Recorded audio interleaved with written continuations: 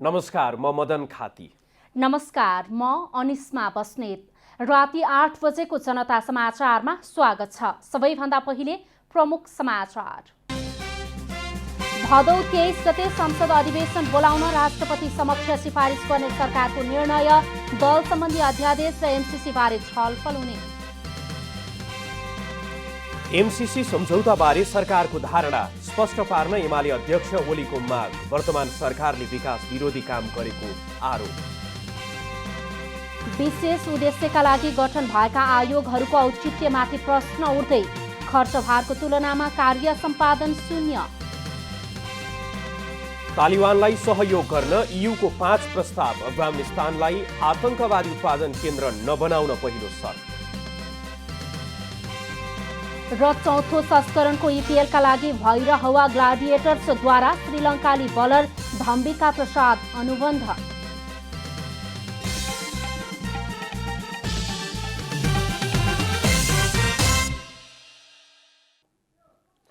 जनता समाचारमा अब पूरा समाचार। सरकारले भदौ 23 गते संसदको अधिवेशन बोलाउन सिफारिस गरेको छ। आज बसेको मन्त्री परिषद बैठकले संसदको अधिवेशन बोलाउन राष्ट्रपति समक्ष सिफारिस गर्ने निर्णय गरेको सरकारका प्रवक्ता ज्ञानेन्द्र बहादुर कार्कीले जानकारी दिनुभयो। संसद अधिवेशन बोलाउने बारे प्रधानमन्त्री शेरबहादुर देउबा, सभामुख अग्निप्रसाद सापकोटा र सत्ता साझेदार दलहरू नेपाली कांग्रेस, माओवादी केन्द्र, एकीकृत समाजवादी र जनता समाजवादी दलका शीर्ष नेताहरू बीच छलफल भएको थियो। सरकारले राजनैतिक दल सम्बन्धी अध्यादेश पारित गराउन र अमेरिकी सहयोग एमसीसीको प्रस्तावबारे छलफल गर्न अधिवेशन आह्वान गर्ने निर्णय गरेको हो। गत साउन 32 गते संसद अधिवेशन अन्त्य गरेर सरकारले दल दर्ता वा विभाजन सजिलो हुने गरी अध्यादेश ल्याएको थियो। प्रमुख प्रतिपक्षी दल नेकपा एमालेका अध्यक्ष केपी शर्मा ओलीले एमसीसी सम्झौताबारे सरकारको धारणा स्पष्ट पार्न प्रधानमन्त्री शेरबहादुर देउबा र माओवादी केन्द्रका अध्यक्ष पुष्पकमल दाहाललाई आग्रह गर्नुभएको छ। पूर्व प्रधानमन्त्री समेत रहनुभएका अध्यक्ष ओलीले कांग्रेस र माओवादी केन्द्र मिलेर एमसीसी सम्झौता गरेको उल्लेख गर्दै अहिले चुपचाप बसिरहेकोमा आपत्ति जनाउनुभयो। नेकपा एमाले काठमाडौँ महानगर कमिटीले शनिबार काठमाडौँमा आयोजना गरेको बृहत कार्यकर्ता भेलामा ओलीले एमसीसी झुक्क्याएर पास गर्ने प्रयास नगर्न पनि सरकारलाई सचेत गराउनुभयो। यिनै मान्छेहरू हुन् कांग्रेस र माओवादी भएका बेला एमसीसी गरे, अहिले एमसीसी बोल्दैन, झुक्याएर पास गर्न खोजे होला।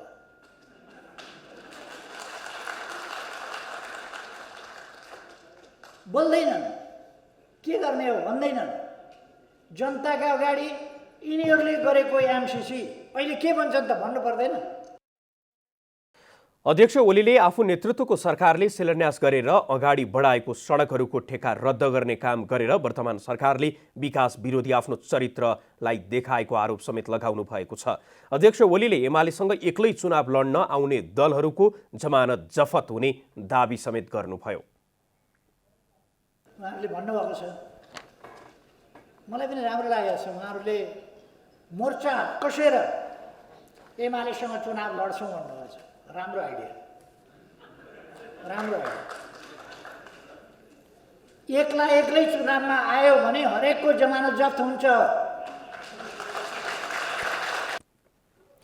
अध्यक्ष ओलीले मुलुकलाई समृद्धिको बाटोमा अघि बढाउन एमालेको विकल्प नरहेको पनि दोहोऱ्याउनु भएको छ। उहाँले भूमि समस्या समाधान आयोग खारेज गरेर सरकारले गरिब मारा चरित्र देखाएको आरोप समेत लगाउनु भएको छ। नेकपा एमालेका उपाध्यक्ष भीम रावलले राजनैतिक अस्थिरता भएको बेला एमसीसी अनुमोदन गर्ने षड्यन्त्र भइरहेको बताउनु भएको छ। शनिबार काठमाडौँमा अछाम जिल्लाका एमाले नेता तथा कार्यकर्ताहरूको छलफल कार्यक्रममा बोल्दै उपाध्यक्ष रावलले जसरी एमसीसी सम्झौतालाई अस्थिर राजनीतिक भएको बेलामा अघि सारियो, त्यसरी नै अहिले राजनीतिक अस्थिरता भएको बेलामा संसदबाट अनुमोदन गर्ने षड्यन्त्र भइरहेको बताउनुभयो। प्रधानमन्त्री शेरबहादुर देउवाले एमसीसीको उपाध्यक्षलाई नेपाल बोलाएर नेताहरूको घर घरमा पुर्याउन लागेको पनि उहाँले बताउनुभयो। उहाँले एमसीसी पास गरेर देशलाई उपनिवेश बनाउन लागेको भन्दै त्यसको विरुद्धमा आवाज उठाउन पनि नेता कार्यकर्ताहरूलाई आह्वान गर्नुभयो।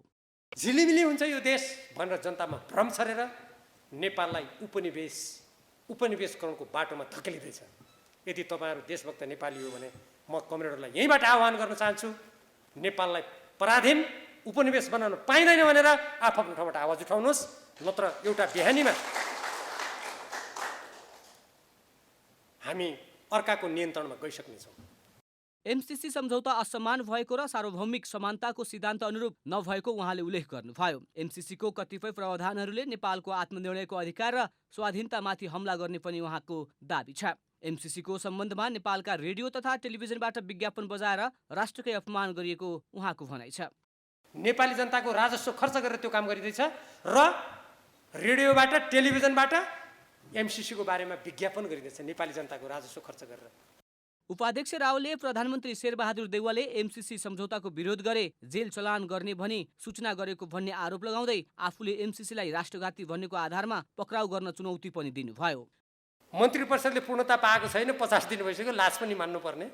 उहाँ के सूचना जारी गराउनुहुन्छ भने मिलेनियम च्यालेन्जसँग गरेको सम्झौताबारे कोही बोलेपछि त्यसको विरोध गरेपछि जेल चलान गरिनेछ। म शेरबहादुर देउवाजीलाई नेपालको एउटा देशभक्त नागरिकको हैसियतले यहीँबाट चुनौतीका साथ भन्छु, मिलेनियम च्यालेन्जर राष्ट्रघाती सम्झौता हो, मैले भने मलाई गिरफ्तार गर। उपाध्यक्ष रावलले सरकार गठन भएको 50 दिन बितिसक्दा पनि मन्त्री परिषद विस्तार हुन नसक्नु वर्तमान सरकारको अयोग्यता र भागबण्डाको राजनीतिको विकृतिको नमुना भएको उल्लेख गर्नुभयो। उहाँले जयसिंह धामी प्रकरणमा परराष्ट्र मन्त्रालय र स्वयं प्रधानमन्त्री पनि बोल्न नसकेको भन्दै आफ्नो राष्ट्रको हक अधिकार र स्वाधीनताको अपमान हुँदा बोल्न नसक्ने मान्छे योग्य नागरिक पनि नहुने टिप्पणी गर्नुभयो। दार्चुला जिल्लामा जयसिंह धामीले नदी तर्न खोज्दा जयसिंह धामी आउँदै गर्दा तुइनबाट भारतीय सुरक्षाकर्मीले त्यो तुइन खुस्काइदिएर उहाँ महाकाली नदीमा बग्नुभयो। नेपालको परराष्ट्र मन्त्रालयलाई बोल्नलाई, प्रधानमन्त्रीलाई यसमा बोल्नलाई घाँटीमा कसले समात्यो? जो व्यक्ति आफ्नो नागरिकको, आफ्नो राष्ट्रको हक अधिकार र स्वाधीनताको कसैले अपमान गर्यो, त्यहाँ आँच पुर्यायो भने जो व्यक्ति बोल्न सक्दैन, त्यस्तो व्यक्ति सरकार चलाउनलाई योग्य हो भन्ने कुरा त छोडिदिनुहोस्, त्यो योग्य नागरिक पनि हुन सक्दैन। उहाँले अहिले अन्तर्राष्ट्रिय कानुनको उल्लङ्घन गरेर भारतीय हेलिकप्टर दार्चुलामा उडिरहेको विषयमा सरकार मौन रहेको बताउनुभयो। राष्ट्रको सार्वभौम सत्ता, क्षेत्रीय अखण्डतामाथि भारतले धावा बोल्दा पनि सरकार चुप लागेको भन्दै उहाँले वर्तमान सरकारलाई 1 मिनेट पनि कुर्सीमा बस्ने अधिकार नभएको बताउनुभयो। नेपाली कांग्रेसका सहमहामन्त्री डाक्टर प्रकाश शरण महतले एमसीसीको सम्बन्धमा नेपाली जनतामाझ उठेको आशंकालाई अमेरिकी सरकारले स्पष्ट पारेपछि मात्रै प्रक्रिया अगाडि बढाउने बताउनु भएको छ। शनिबार काठमाडौँमा आयोजित कार्यक्रममा सहमहामन्त्री महतले एमसीसी विभिन्न सरकारहरूको सहभागितामा टुङ्गो लागिसकेको विषय भएको भन्दै यसको सम्बन्धमा नेपाली जनतामाझ उठेका आशंकालाई अमेरिकी सरकारले स्पष्ट पारेपछि प्रक्रिया अगाडि बढ्ने बताउनु भएको हो। एमसीसी सैन्य प्रयोजनको लागि नभएको सम्झौतामै उल्लेख भएको उहाँको भनाइ छ। अन्तर्राष्ट्रिय प्रतिस्पर्धाको आधारमा ठेक्का प्रक्रिया अगाडि बढ्ने उहाँले उल्लेख गर्नुभयो। एमसीसी बारे उठेका आशंकाहरूलाई स्पष्ट पार्न सरकारले अमेरिकी सरकार समक्ष पहल गरिराखेको पनि बताउनुभयो। कैयौं सरकारहरूको सहभागितामा टुङ्गो लागेको विषय, हामी विदेशबाट ऋण पनि लिन्छौँ, ऋण लिएर पनि त्यही देशका ठेकेदार नै आउने प्रावधान छ। सैन्य प्रयोजनको लागि यसको चाहिँ यो पैसा प्रयोग गर्न पाइँदैन भन्ने उल्लेखै छ। केही कुराहरू चाहिँ कतिपय विषयहरू यो छ कि उ छ कि भन्ने जुन चाहिँ पब्लिकमा उठेको छ, त्यसबारेमा पनि क्लेरिफिकेसनको लागि सरकारले चाहिँ पहल गरिराखेका छ। सहमहामन्त्री महतले सत्तारूढ गठबन्धनका दलहरू नेकपा एकीकृत समाजवादी र जनता समाजवादी पार्टीले मन्त्रीको नाम दिन नसक्दा मन्त्री परिषद विस्तारमा ढिलाइ भएको भन्दै मन्त्रीको नाम पठाउन साथ मन्त्री परिषद विस्तार हुने बताउनुभयो। नेपाली कांग्रेसभित्र भने मन्त्रीको विषयमा समस्या नरहेको र मन्त्रीको नाम तय भइसकेको उहाँको भनाइ छ। माधव नेपाल नेतृत्वको नेकपा एकीकृत समाजवादीकी नेत्री रामकुमारी झाँक्रीले एमसीसीको विरोधमा उत्रिएको भन्दै एमाले अध्यक्ष केपी शर्मा ओली र उपाध्यक्ष भीम रावलको चर्को आलोचना गर्नुभएको छ। ओलीले आफू नेतृत्वको सरकारको पालामा एमसीसी पास गर्न लागि परेको दावी गर्दै नेत्री झाँक्रीले अहिले त्यसको विरोधमा उभिएकोमा आक्रोश समेत व्यक्त गर्नुभयो।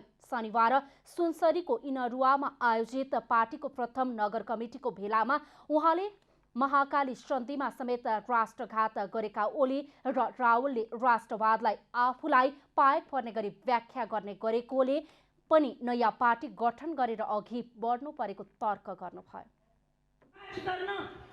कन्दनी सुर्काएर लागेको मान्छे आज एमसीसीको विरोध गर्दैछन्। त्यसकारण पाएक पर्दाको बखत बोलिने राष्ट्रवाद कमरेड भीम रावल आज एमसीसीका विरुद्धमा जसरी बोल्दैछन् मलाई सम्झना छ 53 सालमा योभन्दा ठुलो राष्ट्रघाती सन्धि महाकाली सन्धि भएको थियो। भीम रावलको पोजिसन के थियो? नेत्री झाँक्रीले ओलीको नेतृत्वमा रहेको एमालेको हालत सद्भावना पार्टीको जस्तै हुने टिप्पणी समेत गर्नुभयो। नेकपा एमाले सिन्धुली काठमाडौँ सम्पर्क मञ्चका पूर्व 5 अध्यक्ष एकीकृत समाजवादी पार्टीमा समाहित भएका छन्। समाजवादी प्रवेश गर्ने क्रममा सिन्धुली काठमाडौँ सम्पर्क मञ्चका पूर्व अध्यक्ष अमर थापाले नेकपा एमालेका अध्यक्ष केपी शर्मा ओलीले नेपाली जनताले दुःख गरेर ल्याएको संवैधानिक हक भत्ताभङ्ग पारेको आरोप लगाउनुभयो। उहाँले एमाले विभाजन भएर देशमा नयाँ पार्टी क्रियाशील भइसकेको र संगठन निर्माणको काम स्थानीय तहसम्म भइरहेको बताउनुभयो। दलहरू गठन संसदीय दलहरू गठन भइसकेको छ। पार्टी एक हिसाबले अब संगठनहरू पुनर्गठन गर्दै वैचारिक ढङ्गले अगाडि लैजाने कामहरू अगाडि बढेको छ। कार्यक्रममा नेकपा एकीकृत समाजवादीका नेता डाक्टर विजय कुमार पौडेलले समाजवादको स्थापनाका लागि समाजवादी पार्टीको स्थापना भएको बताउनुभयो। लोकतन्त्र सिद्ध्याउने प्रतिगमन भित्र्याउने जस्ता कामहरू एमाले अध्यक्ष ओलीले गरे पनि नयाँ समाजवादी पार्टीले 40% युवाहरूलाई अगाडि ल्याएर बेरोजगारी र गरिबी जस्ता समस्याहरूको न्यूनीकरण गर्ने डाक्टर पौडेलले बताउनुभयो। हामी तयार हौँला, तर एउटा विशेष ठुलो पर्सेन्ट चाहिँ हामी चाहिँ तलका युवाहरूलाई गाउँ कमिटीमा, क्षेत्रीय कमिटीमा, जिल्ला कमिटीमा, प्रदेश कमिटीमा, केन्द्रीय कमिटीमा हामी चाहिँ एउटा उल्लेख्य सङ्ख्यामा ल्याउँछौँ। जसले गर्दा मानिलिनुहोस् हामी चाहिँ 30% मात्रै पनि 40 वर्षका युवाहरूलाई चाहिँ केन्द्रीय कमिटीमा ल्यायौँ भनेदेखि अब प्रदेश कमिटीमा पनि आउनेछन्, त्यसै गरी जिल्ला कमिटीमा आउनेछन्, गाउँ कमिटीमा आउनेछन्। नेता डाक्टर पौडेलले सिन्धुली काठमाडौँ सम्पर्क मञ्चको परिमार्जित घोषणा पत्र वाचन गर्नुभएको थियो। जनता समाचारमा अब छोटो विश्राम।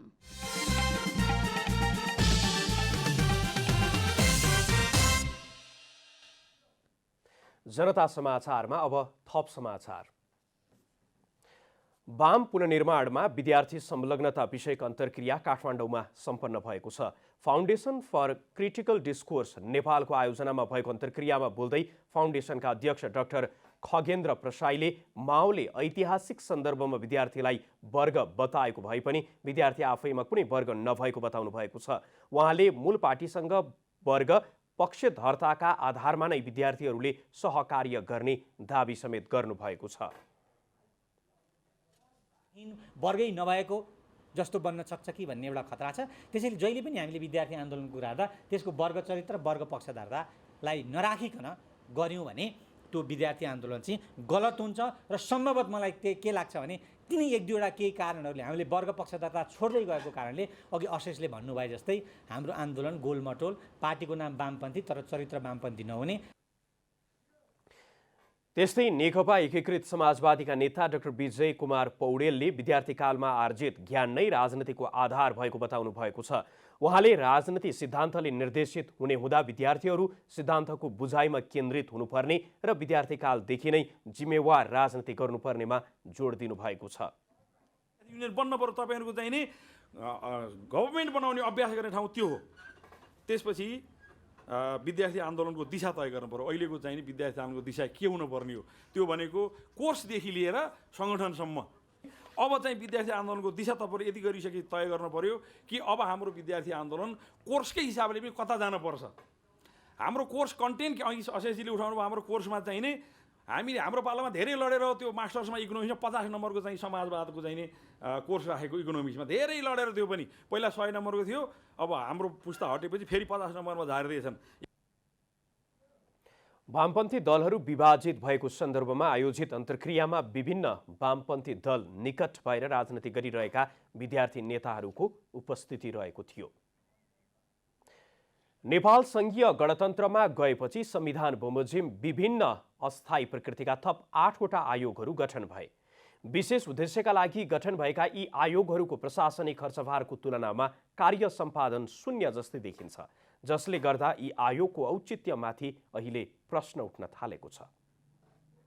नयाँ संविधान जारी भएपछि विभिन्न सीमान्तकृत समुदायको पुनरुत्थान वृत्ति विकासको उद्देश्यका साथ स्थापना भएका आयोगहरूको काम कारबाहीलाई लिएर बेला बेला प्रश्न उठ्ने गरेको छ। आवश्यकता र अनुसन्धान बिना थपिएका यी आयोगहरूले उपेक्षित वर्गको जनजीवनमा खास महत्त्व राख्ने परिवर्तन गरेको देखिँदैन, बरु आयोग पदाधिकारीहरूको सेवा सुविधा र जीवनस्तरमा भने परिवर्तन आएको छ।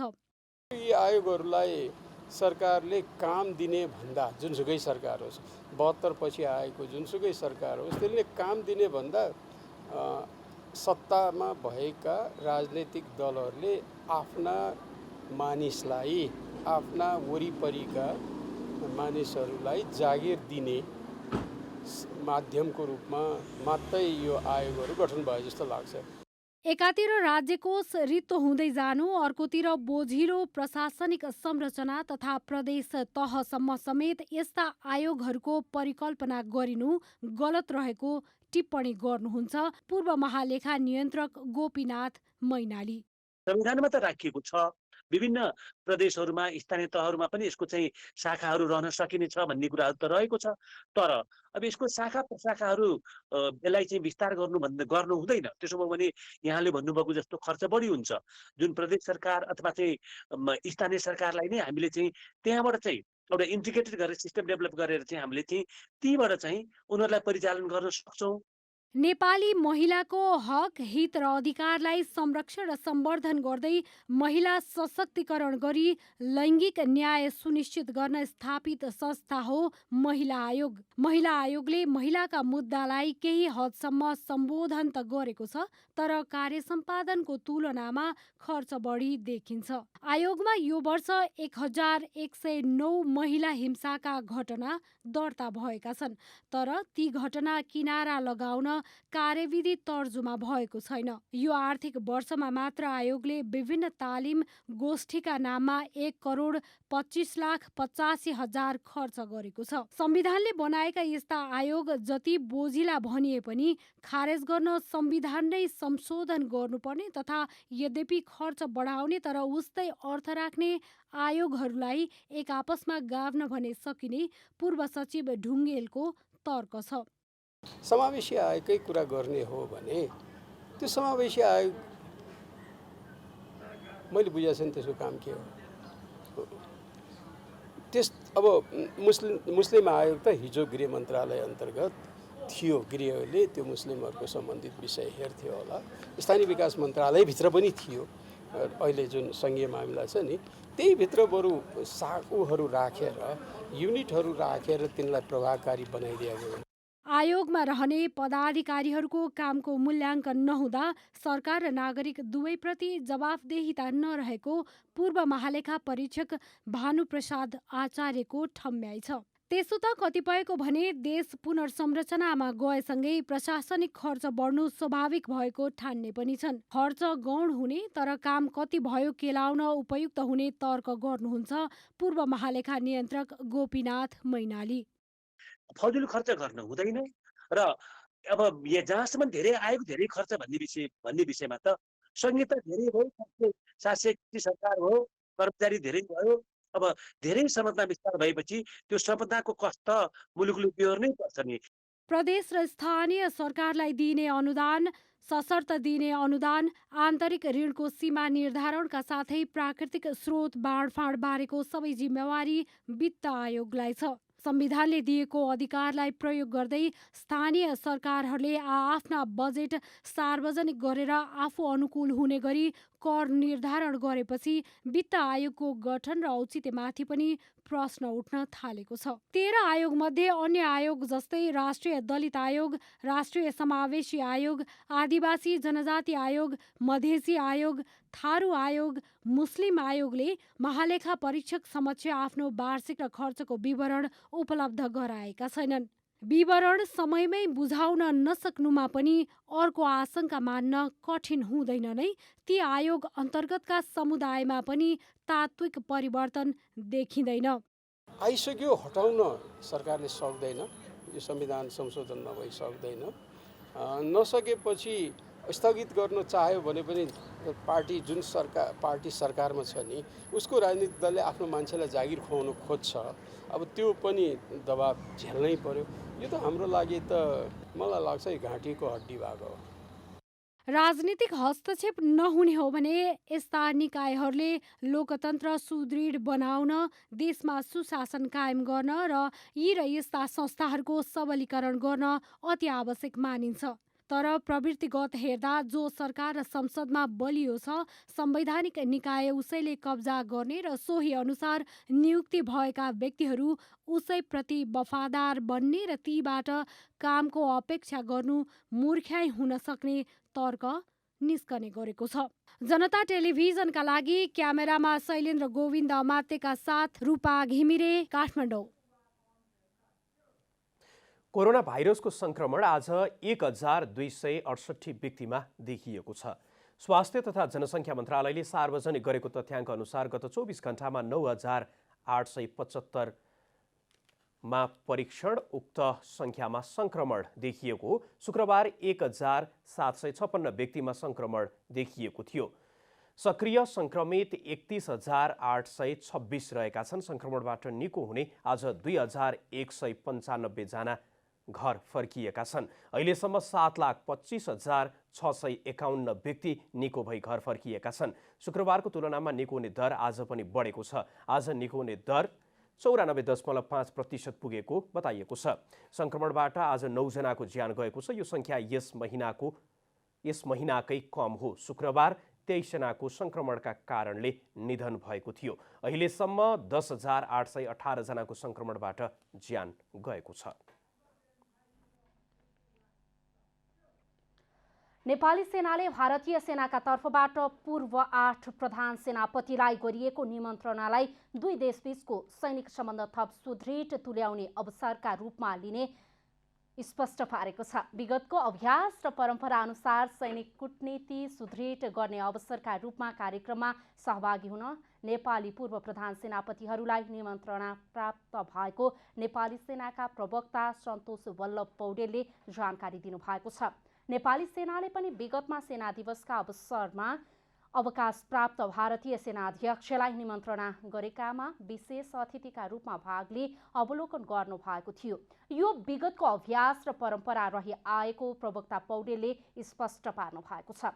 पूर्व प्रधान सेनापति धर्मपाल वरसिंह थापा, प्रज्वल शमशेर राणा, प्यारजाङ थापा, रुकुमाङ कटवाल, छत्रमान गुरुङ, गौरव शमशेर राणा, राजेन्द्र थापा र पूर्णचन्द्र थापालाई भारतीय सेनाको दिल्लीमा हुने विशेष कार्यक्रममा सहभागी हुन निमन्त्रणा दिइएको हो।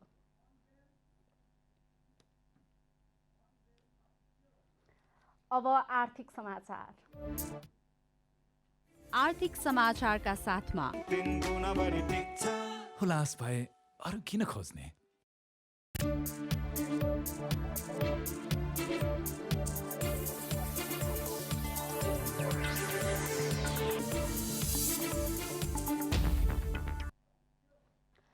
धितोपत्र बजारमा यो साता सेयर कारोबार मापक नेप्से परिसूचकमा उतार चढाव देखियो। यस साता विशेष गरी नेप्सेको ओह्रालो यात्रा कायम रहन पुग्यो। झण्डै 3,300 बिन्दुको नजिक पुगेको नेप्से ओह्रालो लागेर 2,900 बिन्दुमा ओर्लिएको छ।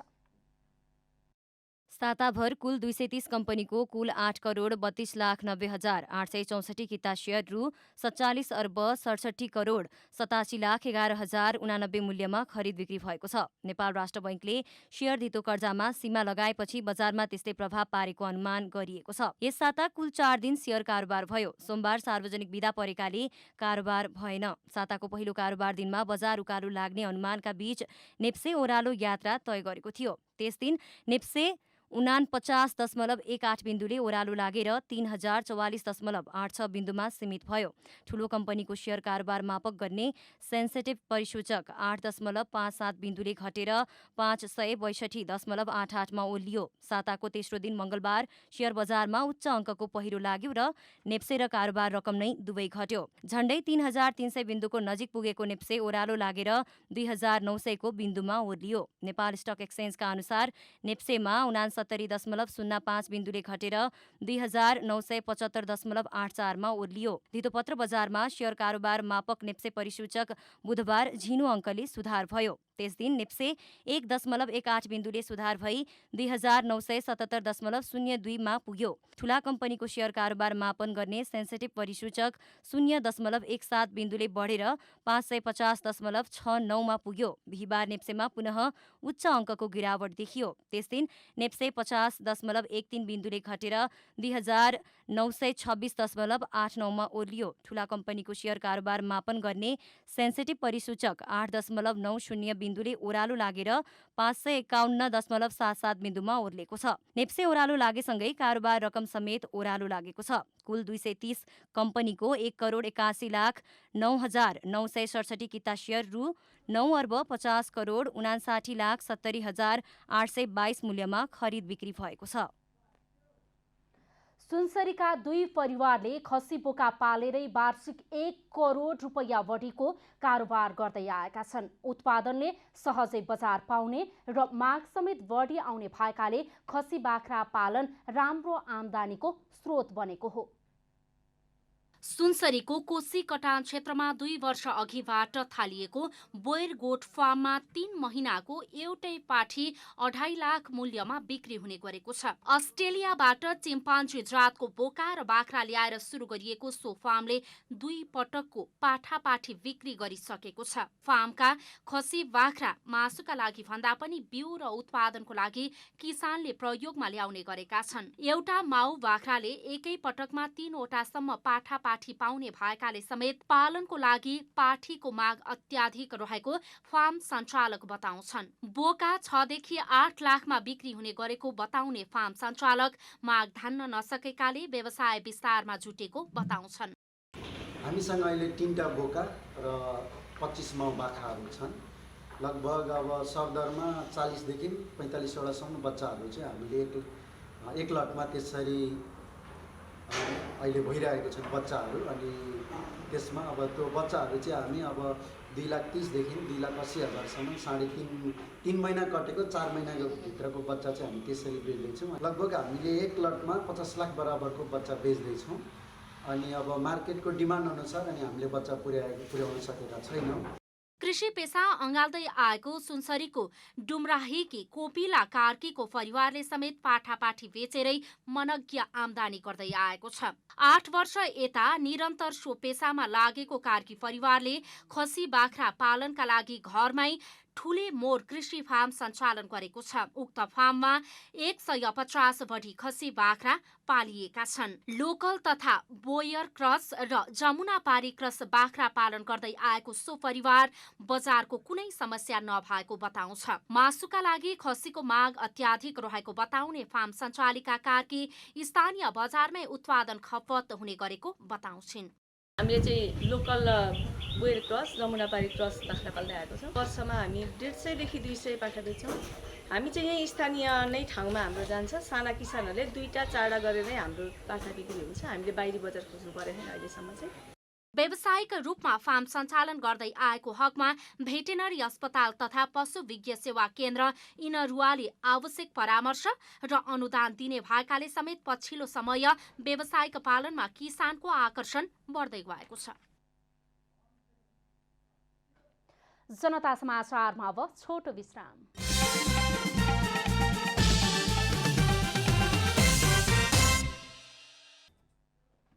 अब खेलकुद समाचार।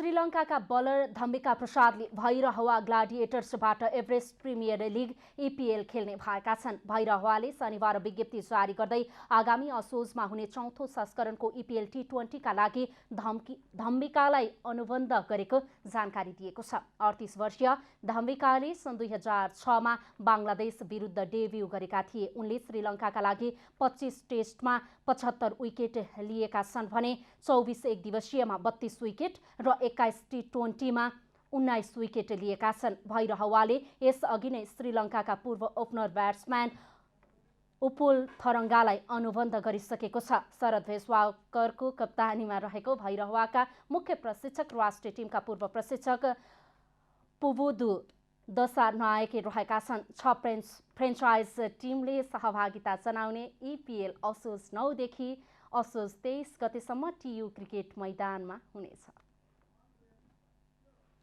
अब मौसम समाचार।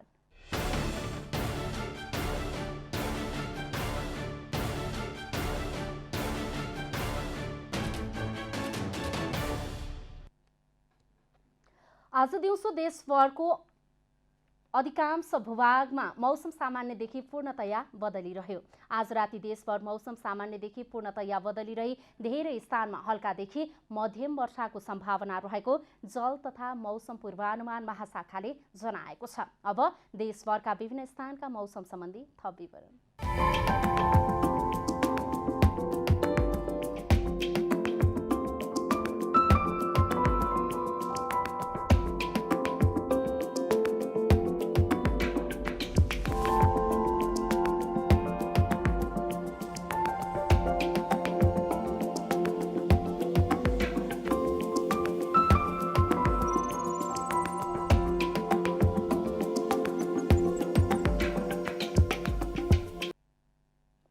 अन्त्यमा आजको डायरी। सरकारले भदौ 23 गते संसदको अधिवेशन बोलाउन सिफारिस गरेको छ।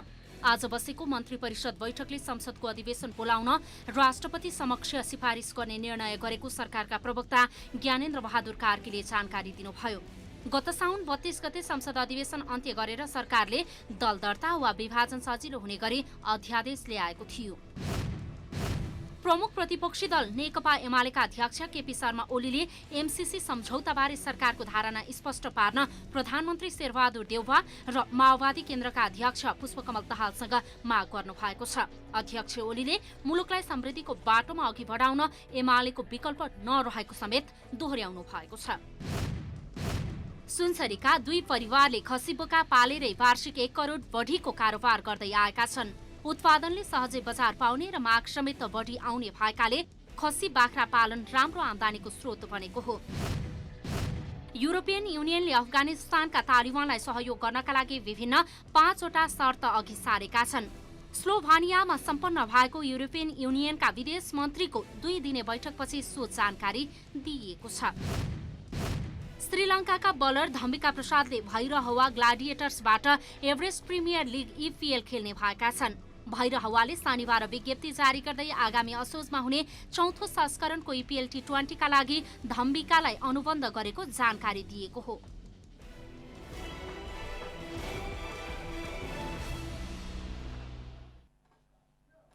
जनता समाचार अहिलेलाई यति नै। जनताद्वारा जनताका लागि प्रसारित जनता टेलिभिजनका कार्यक्रमहरू युट्युब, ट्विटर, फेसबुक र हाम्रो वेबसाइट जनतासमाचार.com मा पनि पढ्न र हेर्न सक्नुहुनेछ। सूचनामा तपाईको सहभागिता, समयमा समाचार हाम्रो प्रतिबद्धता। कोरोना भाइरसको संक्रमणबाट बच्न नियमित रूपमा हात धौँ, भिडभाडबाट टाढै रहौँ, मास्कको अनिवार्य प्रयोग गरौँ। नमस्कार।